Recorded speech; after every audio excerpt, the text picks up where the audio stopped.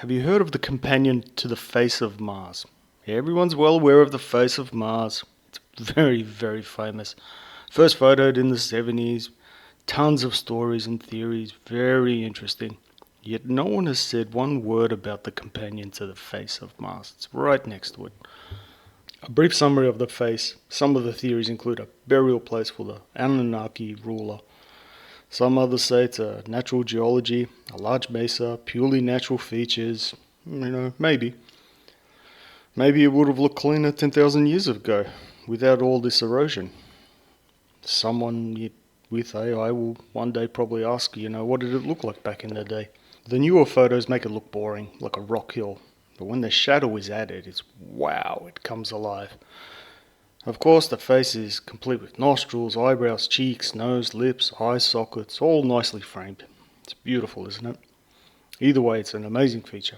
But I'm here to tell you about the companion. Yup.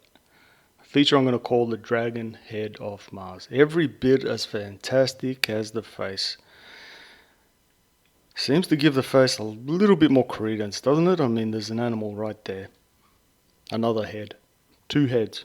Open lower jaw like a smiling crocodile. In some photos, there's even a well-placed eye is visible. No, it's not an eroded feature. The mouth is... I can't understand how that could possibly be carved naturally.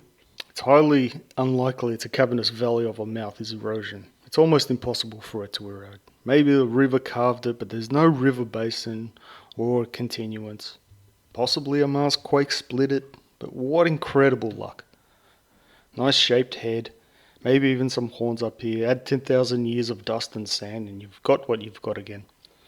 So the Cydonia region has multiple anomalies in this area. Many people have located six-sided pyramids, in front of another dragon head with an even bigger mouth. Again, lower jaw open. Very fierce, amazing looking. I mean, come on, two of them.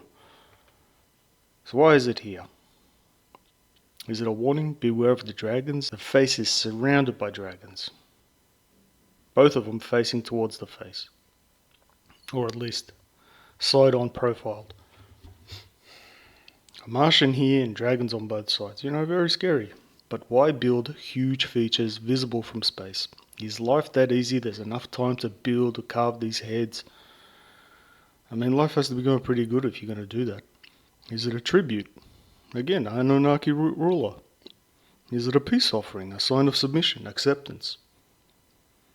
Or is it a last sign or a reminder of where somebody was? All very plausible. Just as plausible as being a boring natural formation. But it is what it is.